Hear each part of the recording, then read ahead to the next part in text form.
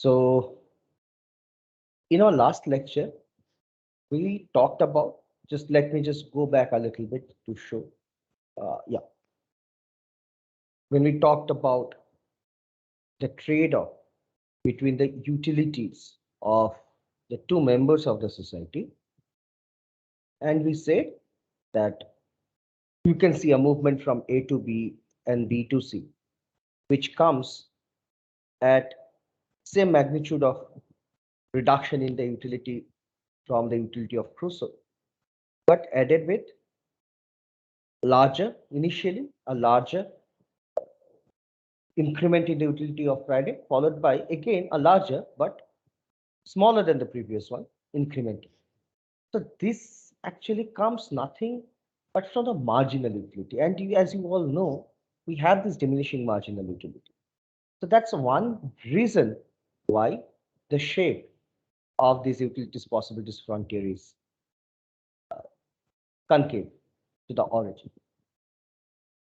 So as you can see that if the poor person, in this case Friday, has little income, you can increase his utility by a great deal with a small decrease in the rich person, in this case Crusoe's utility. Similarly, if you keep on transferring oranges from Crusoe to Friday, and there might come a particular point of time when Friday is quite better off, in that case, to increase Friday's utility, you need to have a very large decrease in Crusoe's utility. So that is the property of the utilities possibilities frontier. Now, which in turn is determined, one, this first point, with a diminishing marginal utility. The second thing is efficiency with which we transfer resources. Remember, we said initially we are transferring a number of oranges from Crusoe to Friday, and one orange got lost. Had that transfer been absolutely efficient, no loss would have been there. And then we would not have spent so much time discussing all these things. Because in that case, I can choose a particular Pareto optimal point, which is any point on utilities possibilities frontier, which I think or the policy planner thinks is equitable. But I'm always on the utilities possibilities frontier, on that frontier. Then there is no loss of efficiency. So this discussion would have not come. So the most important thing regarding this shape is how much is lost. When we transfer, say, resources from the rich to the poor, maybe I'm taxing the rich and subsidizing the poor.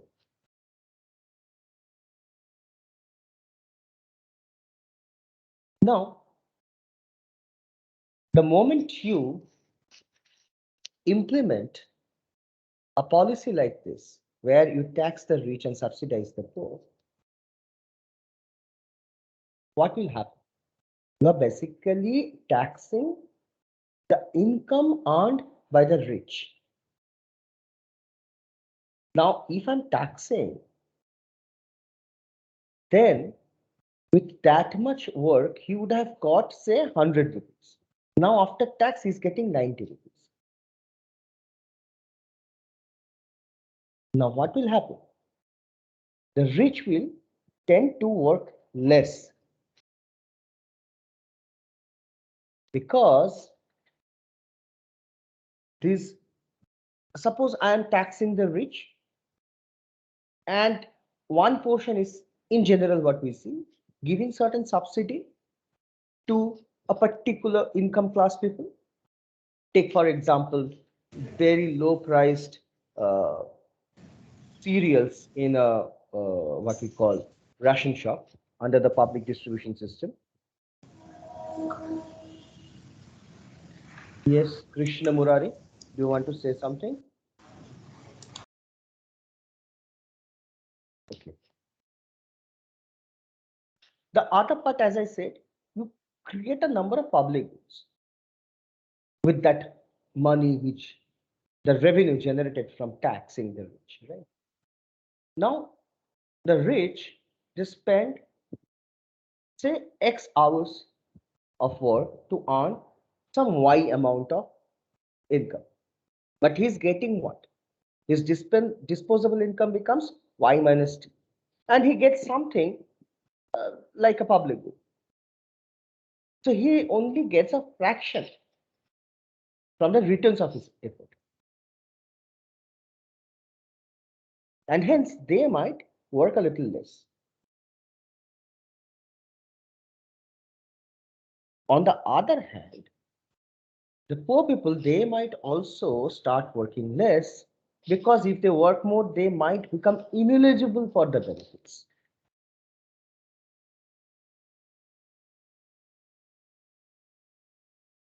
So this is one major caveat when we talk about transfer issues, right?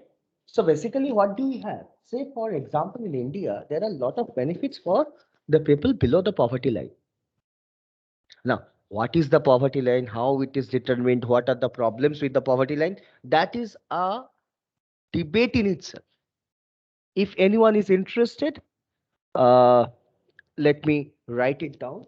That's a very nice book.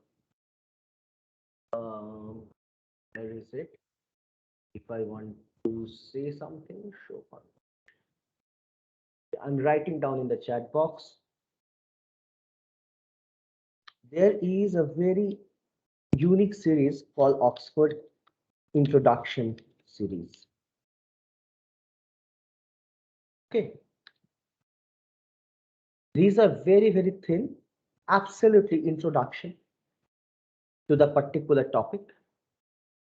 So under this Oxford Introduction series, there is a book called Poverty Line, and most probably and measurements. So if anyone is interested, one can have a look into this book. Not a part of the syllabus. Okay. In fact, there is a particular course on food security offered by Professor Bimal K. Sahu. He teaches these things. In fact, there is a lot of conceptual overlap when we talk about efficiency and equity in both these courses. Okay, but my prism is different. His prism will be different. So he's more focused in the poverty line measurements, those areas. Now, if you talk about costless transfers, then you'll have a utilities possibilities frontier like this. If this transfer are costly, which means there are number of oranges going missing, then the shape will become like this.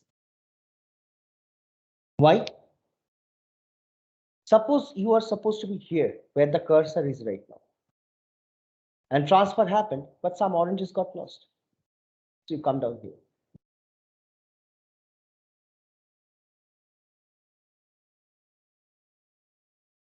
Okay. Now,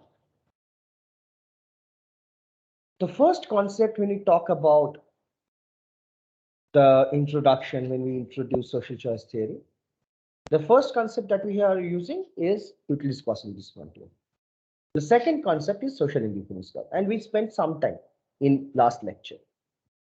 Remember why individual indifference curves intersect, do not intersect, while social indifference curves might intersect, all these things. And we have talked about it that defining social indifference curve as a set of different combinations of utilities of different individuals which yields equal levels of welfare to the society. Okay. What basically it does? It basically provides you some ranking among different possible allocations of resources. Remember, I can choose any particular point on the Pareto set. Which one? Depending on the allocation of resources, I will reach a particular point. So which one is better for the society? So look, this is away from the efficiency, more into the equity domain. So in an Edgeworth box Pareto set, starting from an initial endowment point, leaving to the market, you reach the Pareto set following the first welfare theorem. Done. The second welfare theorem tells you what? You can choose any point and establish that as the Walrasian equilibrium given an initial redistribution of allocation. Now, this redistribution allocation is contingent upon the fact that you are choosing a particular point on the Pareto set. And obviously, which represents a particular point on the utilities possibilities front. Now, depending on which point you are choosing, which allocation you are choosing,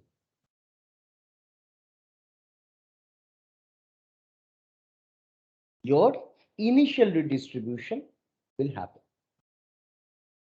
Now, of these particular choosing a particular point on the utilities possibilities frontier, as if you remember, take for example, if we go a little back, I could have chosen A, I could have chosen B. B is welfare improving than A. Any point between B and A on the utilities point possibilities frontier is welfare improving from A. Now, depending on which point you choose, you basically understand the rank of that resource allocation. So, a resource allocation from A to any point somewhere here, A prime, just above, will be Pareto superior than A or not? We do not have any answer. The only thing we can see that all the points are Pareto optimal. So any point B and A, even they cannot be ranked under Pareto superiority, under Pareto rank. But from the social welfare point of view, because the Pareto concept is an efficiency concept, but the social indifference curves, that gives the second hand of the story, the second part of the puzzle, which somehow ranks different welfare levels for the society as a whole. So any point from A to B is social welfare improving. But so will be a point where the cursor is right now. On the other side of it, the only thing we can see is B is socially optimal depending on this particular set of social welfare, social indifference curves. And as we will see shortly, that social indifference curves can be of different shapes and sizes. Now, if I have two social indifference curves of this sort, then this particular zone, this northwest cone, that first quadrant given by the northeast, this particular, will be social indifference. Any movement from A to this will definitely increase both the welfare. So no one's utility is decreasing. On the other hand, B is on a higher social indifference curve. But here, utility of first group is much lower, utility of second group is much higher as compared to B. So obviously, group 1, first group is a loser. Only within this cone, no one is a loser. Along the horizontal, this east thing, the second group remains constant, utility. Along the vertical, utility of the first group remains constant. So they are neither better off nor worse off. So that's also a parity improvement in that sense. Now,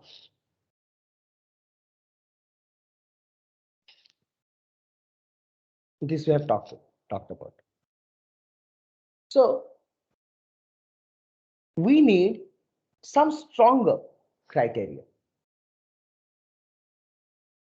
Only a picture like this will not help us because the trade-off is remaining. So what we need is a little more a stronger criteria. Great. Now we are going into the domain of what we call the philosophical point of view. If the society is concerned about inequality.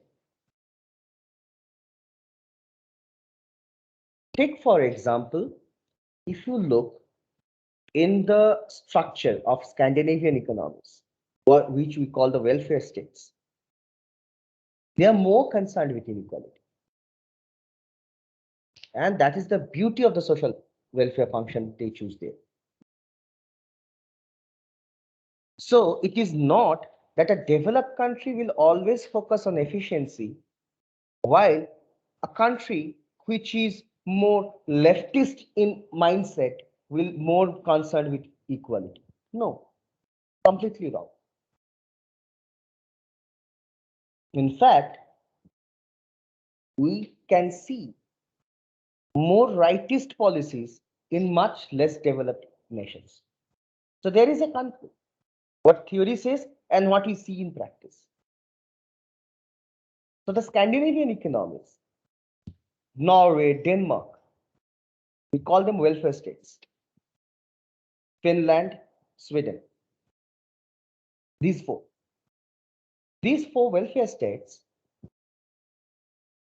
they have a very, very strong social welfare program, which talks about, which reflects more concerns about equality. On the other hand, whatever data we have, whatever data we can see, though the data is very, very scanty, but over the last 10-15 years, China, which claims to be a communist regime, inequality has increased like it. But they have become really, really efficient in their production processes. So there has been a paradigm shift here. So if a particular society, if it is concerned with inequality, what will say? I do not mind how much Crusoe has to give up.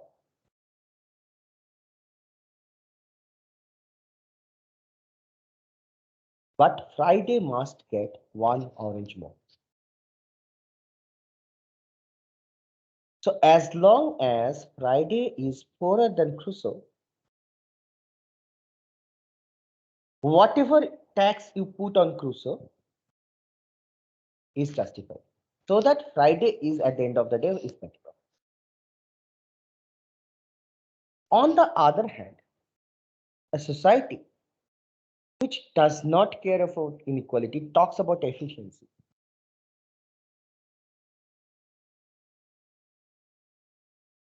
It will say this new program is giving 5 oranges to both, and that is good enough, even though Friday is poorer than Crusoe. Now, depending on this mindset, you have different philosophical paradigms, and dependent on that, you have different functional forms of the social indifference curve. And hence, the SICs can take different shapes and sizes. First, this is a particular concept called utilitarianism.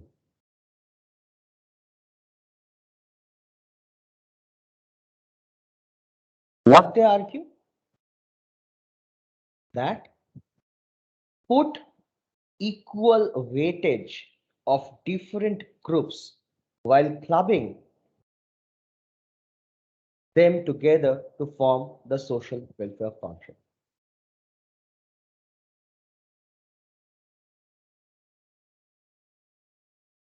So, irrespective of the initial level of Friday and Crusoe utility levels, one unit from Crusoe and one unit to Friday is allowed.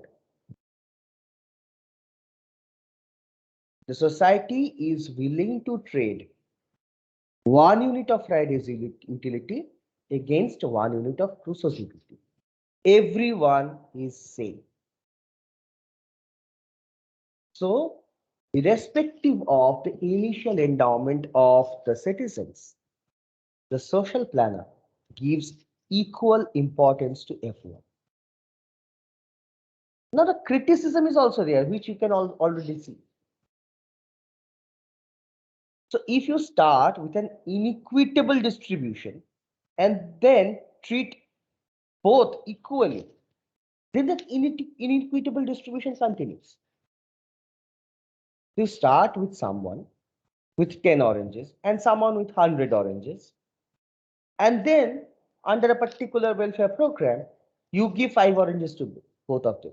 So the initial difference of 90 oranges between them remains. Look, it is neither in the domain of efficiency nor in the domain of equality in that sense. It says in a particular point of time, the government's treatment to different individuals in the society is equal. But it ignores history.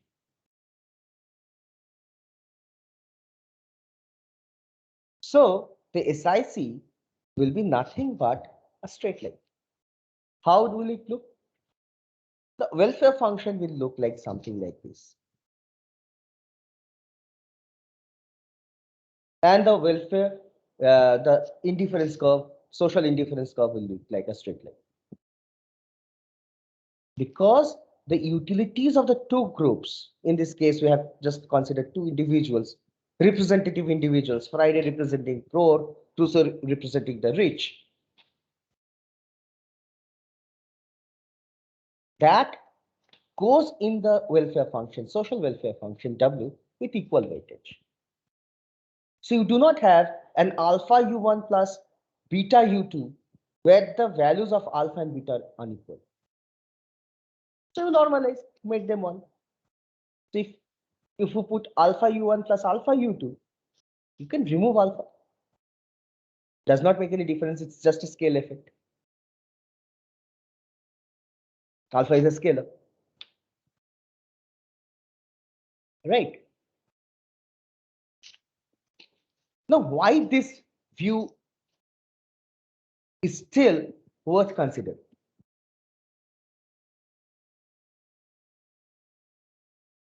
Because this particular social function, which we call utilitarian social function, the society is actually not indifferent.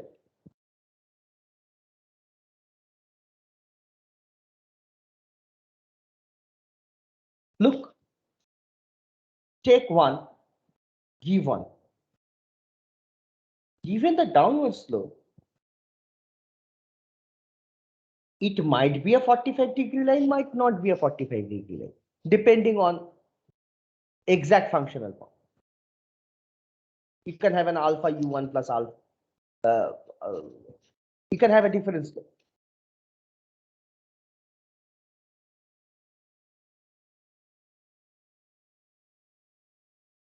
Let's put 1, 1 as coefficients. What it actually emphasizes is this.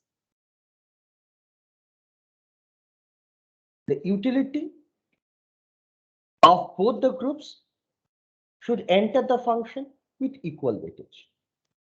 So I am neither supporting the rich nor supporting the poor. I am treating them equally. And with this, what I do, so I suppose after an election, this new government has formed. So I take this point as a starting point and I start treating all of them equally. Basically, you start maintaining the status quo because you're ignoring the history that initially when it start with, you actually have a group of poor and you have a group of rich. Poor are historically poor, rich are historically rich. And if you continue the same treatment and remain poor and rich, maybe the levels will go up. But what will happen?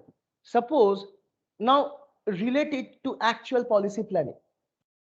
Suppose you start with a program which is targeted only with the poor. Even with the poor, you have two categories. One below poverty line, one above poverty line. So you start with normal poor and very poor. And you say all poor people are equal. I will treat them equally. I'll give 100 rupees cash transfer to their accounts, irrespective of whether they're below poverty line or above poverty line. What are you doing? But basically, not bringing the people below the poverty line above the poverty line. You are just pushing the entire poverty line upwards. If you keep the poverty line fixed, then some, depending on the magnitude of that cash transfer, some will come up, some might still remain. Those who are already above the poverty line, they'll move a little even more above the poverty line. So you are just taking everyone and pushing them from below upwards. And everyone going up, but in the same magnitude. You are not making any effort, you are not taking any effort to converge them.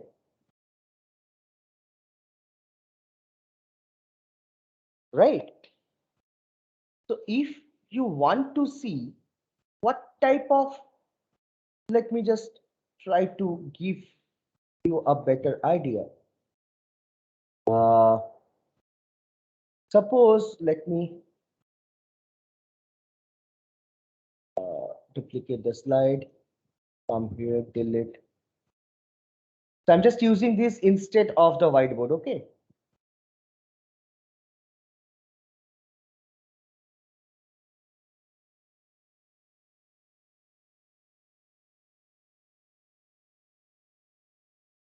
Suppose this was your poverty line. So there would have been people above, and pure convergence will look like what?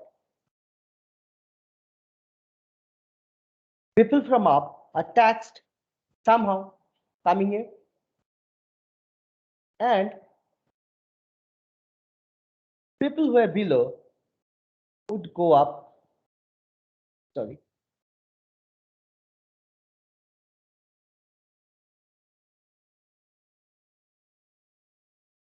So this basically they can catch up with each other, and that is If you converge all of them to a line like this, suppose this was your poverty line, you can think of a line which is somewhere here.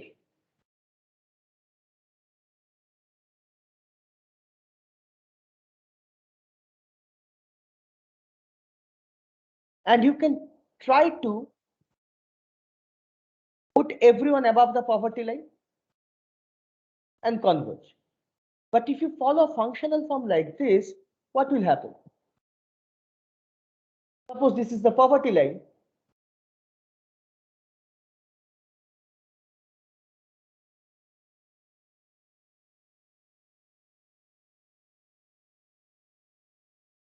Those above the poverty line will also go up like this. So this vertical distance will remain the same. So that's the criticism of the utilitarian function. Now, they modified. Now people try to modify this concept. Now the society will say that, no, the planner will say that look, this is not exactly possible. You should be using that concept of diminishing marginal utility. So if you somehow, you have to give a little bit different weight. So if you somehow a program decreases the utility of the poor by a very minute amount, that should be coming with a much larger increase in the utility of the rich. How? Like this. So suppose you start from a point here. So instead of a straight line, you have a convex to the origin, downward sloping social indifference curve. So if you decrease the utility of the poor by a small amount, which is change in U1, should be accompanied with a much larger change in the utility of the rich.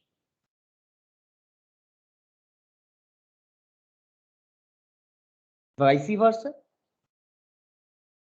to increase the utility of the poor by a small amount, a large sacrifice by the rich has to encounter.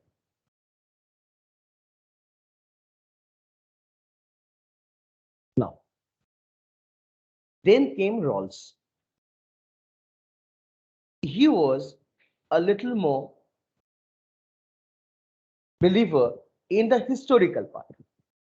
That, okay, now you have come to power, now you have taken up the government, now we'll implement policies. But the social welfare depends only on the welfare of the worst of individual, not of a poor group, worst of individual. Why? If this individual is better off, then the society is better off. I do not care how much sacrifice the rich are doing. The social welfare increases if and only if the utility of the worst of individual is going up. There is no trade-off. There cannot be any trade-off like this. What I need, that the utility level of the poor should go up, irrespective of what happens to the rest of the society. Only then that convergence will come up. Only then the society will move into a plane where everyone becomes equal.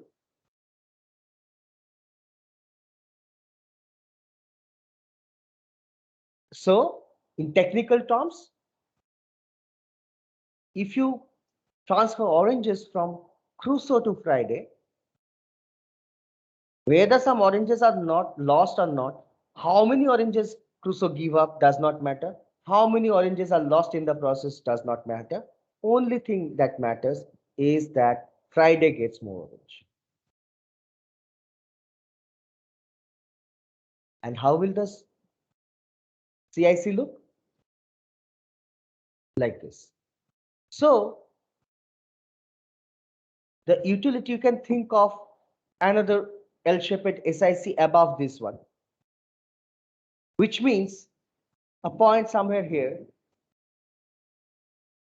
which says utility of Friday is going up. Only then the utility of the society is going up. And how is that possible? Like a L-shaped SIC.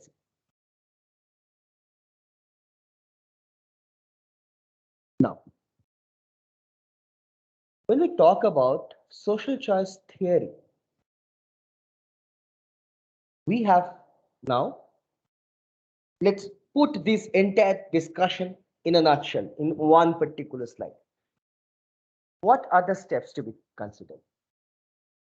You have to first construct an opportunity set.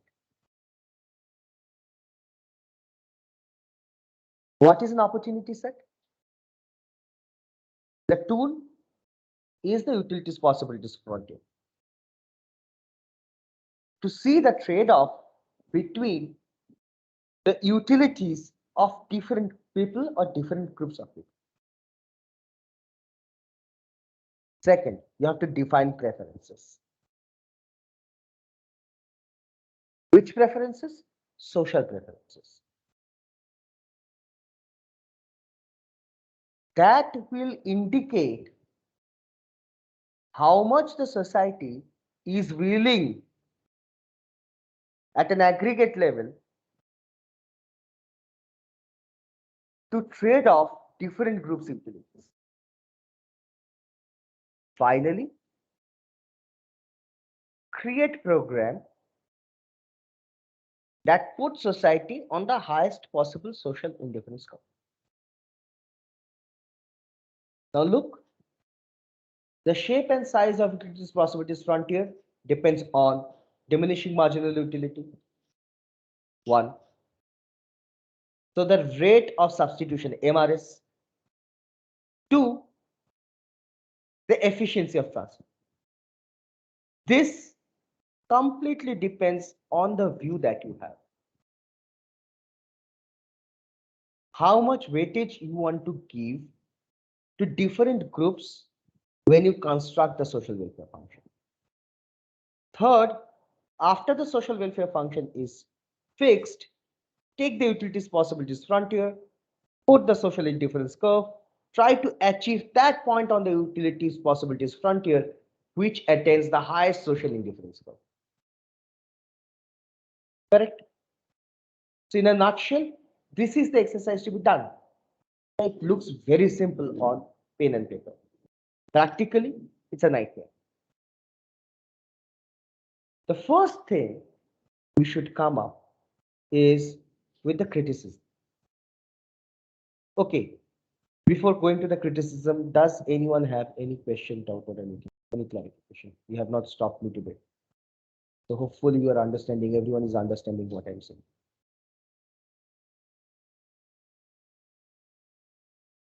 If you have any questions, you may. Else I'll just carry on.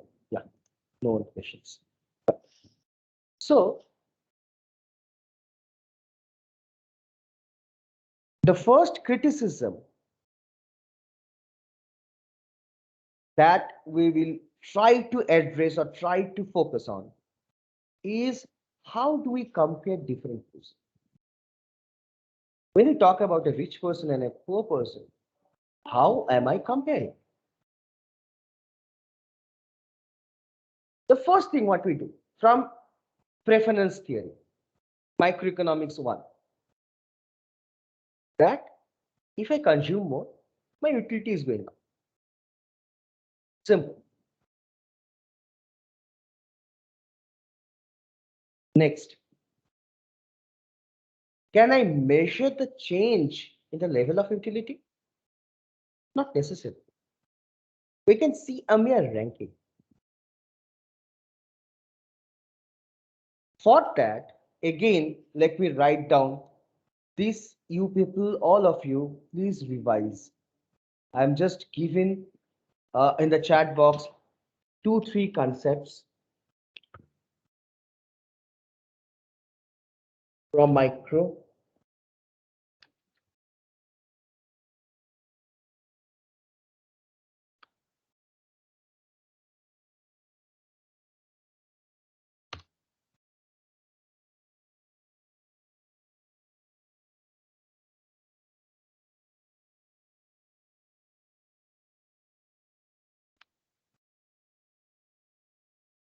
Okay,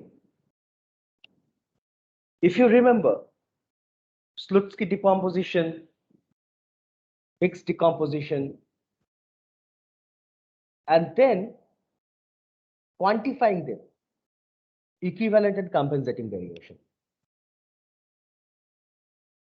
because that will help you to understand measurement of efficiency through dead weight loss, because we'll be entering the domain of what we call taxation. What is the dead weight loss attached to taxation? All those things. So when we said no, transferring oranges, one orange got lost. How to capture that one orange got lost? To understand those things, I think a revision of these concepts are quite important. And I will prefer for all of you to at least refer to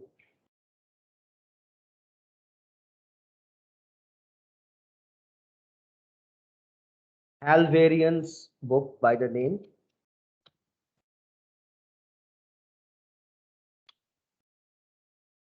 Best If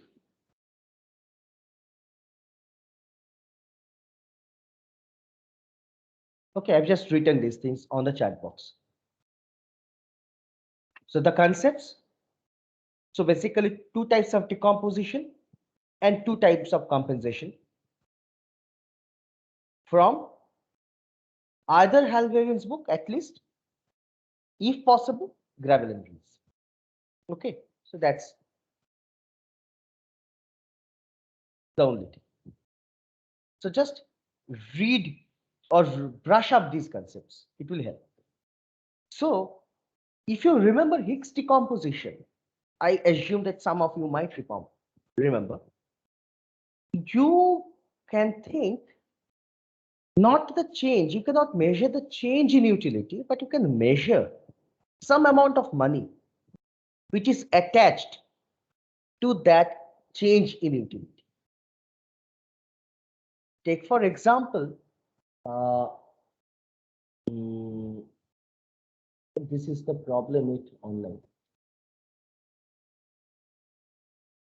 I'm trying to draw something here because continuously using the what we call the whiteboard is not possible.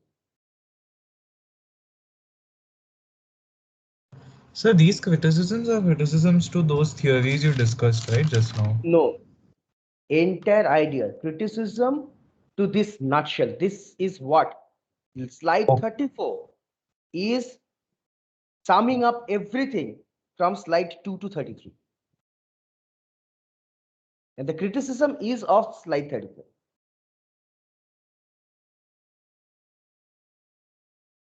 Remember, we talked about social indifference now. Forget about whether you follow the utilitarian theory, Rawls theory, or as you will understand when we read more of social choice, like when we talk about Pareto compensation, Samuelson compensation, Kaldor compensation, different types of compensation principles are there. But at the beginning, what you have two social indifference curves to compare. Can we measure? That's the question. Because when I'm making a policy, I have to give number. This should be the tax rate. This should be the subsidy rate. I cannot say give a tax along with some subsidy, tax subsidy combination, which takes the society to the maximum. That will be absolutely vague. completely vague. What will a policymaker do? You are giving the theory. You should give something for him to measure also. So what is the nearest measurement that we can have? So I'm just trying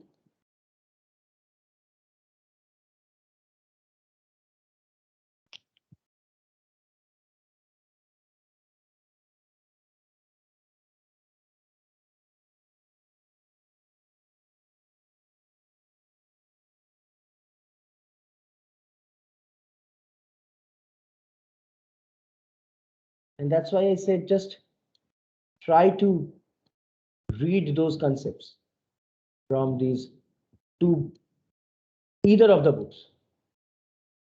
I can see the individual indifference curve above is better than the individual indifference curve below. What is the magnitude difference? I have no idea. The only thing I can see that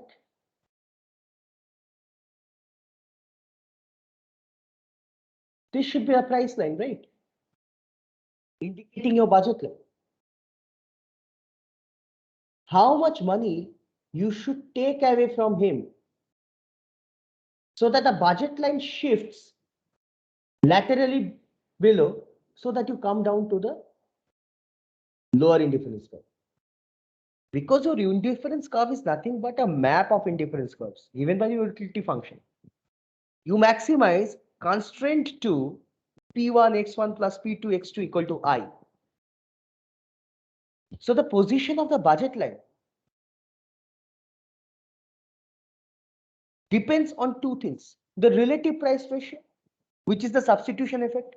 I'm not tampering with that. Keep P1, P2 ratio same. Keep the slope same. I'm tampering with equal to the right hand side I. I minus T. Put some T tax there such that it shifts downwards. Now I can say when my budget constraint was summation Pi xi equal to I was on the higher IC. When my tax coming up, I'm on the lower IC. Now I can measure what tax I should put. That is how you have to calculate the taxation, the amount of taxation.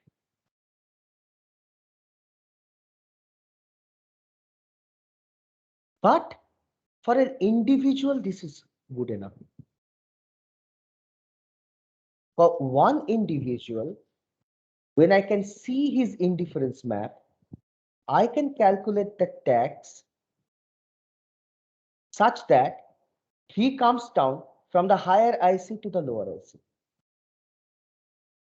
But does this exercise solve the problem of comparing utility levels of different people?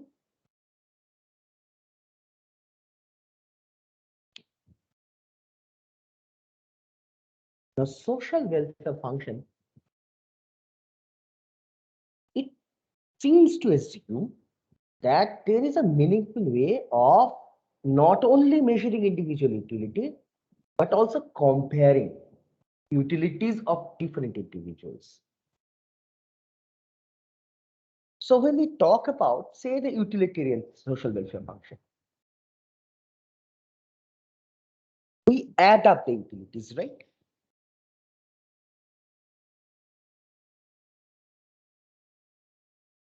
We somehow assume we are able to compare the utility of Friday and Crusoe, and that is why we're adding up. Now, the question is, when I'm transferring oranges from Robinson Crusoe to Friday, how can we compare Friday's gain and Crusoe's loss? So when we're talking about the indifference curves, suppose that of Crusoe, from higher indifference curve to lower indifference curve, I know I have done a negative T from I in the right hand side of the budget line. Similarly, for Crusoe, for Friday, I have given a subsidy. So he attains the higher utility curve. So I plus S. So for Crusoe, I have a subsidy amount. For Crusoe, I have a tax amount. For Friday, I have a subsidy amount. And I think we can compare this tax and subsidy.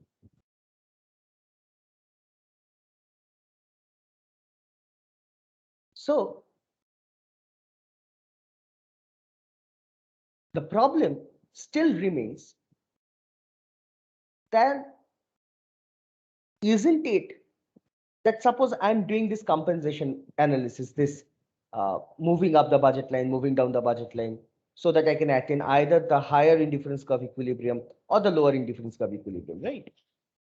Aren't we assuming somewhere to make this tax from one person to the subsidy of the other person comparable?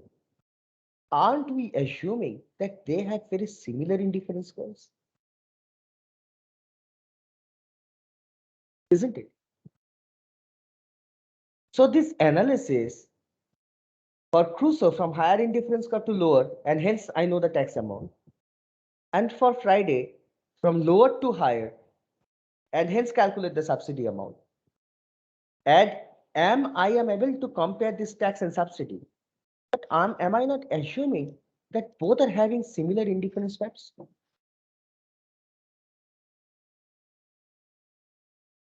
If they have similar indifference maps, which is their preferences are identical, then we have no problems.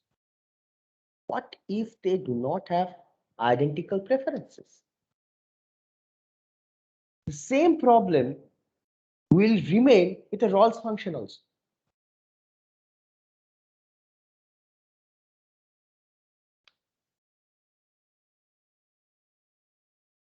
You say that improve the utility of the worst of individual. Who is the worst of individual? Is it the individual earning 100 rupees per day by begging and living on the footpath of Delhi? Or it is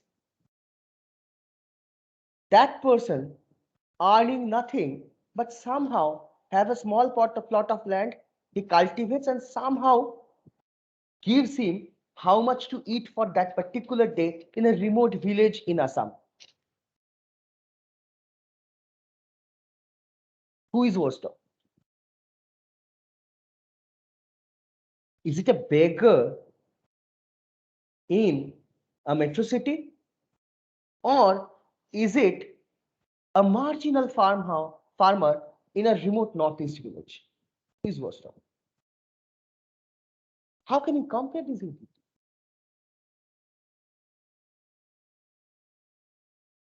So a first criticism that we can bring up for this first understanding, remember slide number 34. Second point, construct social indifference curve and hence try to put the society on the highest indifference curve, social indifference curve. The third part, this third leg, the policy application is contingent upon how you define preferences.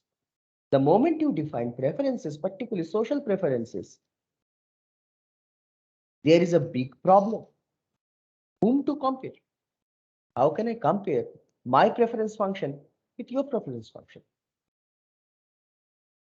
Now there is a way out which we'll start talking about tomorrow because it's already 1 o'clock. So let me stop sharing.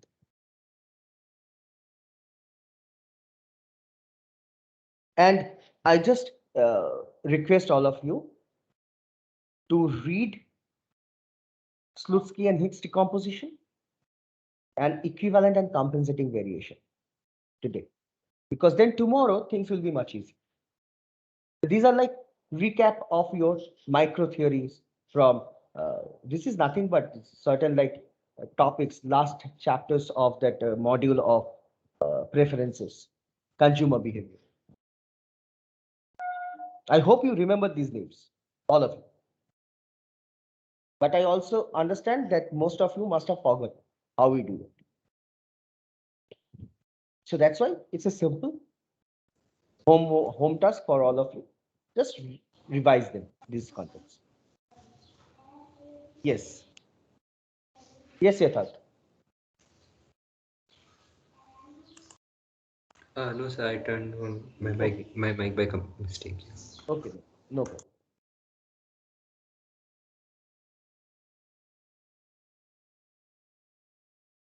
So if you have any questions, please go ahead.